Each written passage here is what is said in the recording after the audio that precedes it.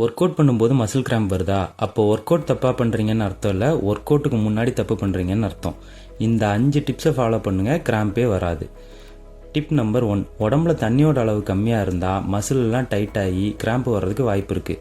So work அவுட்டுக்கு முன்னாடி ஒரு class தண்ணியை குடிச்சிட்டு ஒர்க் அவுட்டை ஸ்டார்ட் பண்ணுங்கள்.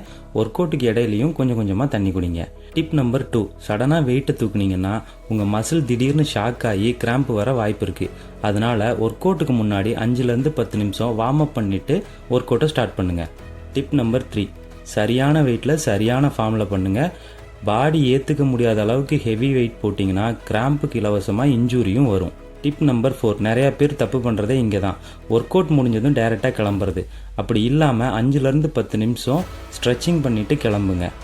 ஒர்க் அவுட்டுக்கு முன்னாடி எப்படி வார்ம் அப் முக்கியமோ அதே மாதிரி ஒர்க் அவுட் முடித்தது ஸ்ட்ரெச்சிங்கும் முக்கியம். டிப் நம்பர் 5, தண்ணி மாதிரியே உடம்புல உப்பு குறைஞ்சாலும் கிராம்பு வரும். ஸோ டெய்லியும் கொஞ்சம் அளவில் உப்பும் எலக்ட்ரோலைட்டும் எடுத்துக்கோங்க. ஷார்ட்ஸ்லேயே ஷார்ட்டாக சொல்லணுன்னா 3லேருந்து 4 லிட்டர் தண்ணி, கரெக்டான வார்ம் அப்பு, லைட் வெயிட்டு, ஸ்ட்ரெச்சிங்கு இதெல்லாம் இருந்துச்சுன்னா கிராம்பு வரவே வராது. அப்புறம் என்ன, இதெல்லாம் ஃபாலோ பண்ணுங்கள். அப்படியே நம்ம ஐடியும் ஃபாலோ பண்ணிடுங்க. தொடையை தட்டிட்டு நடைய கட்டுறேன். நாளைக்கு வீடியோவில் பார்க்கலாம். பாய்.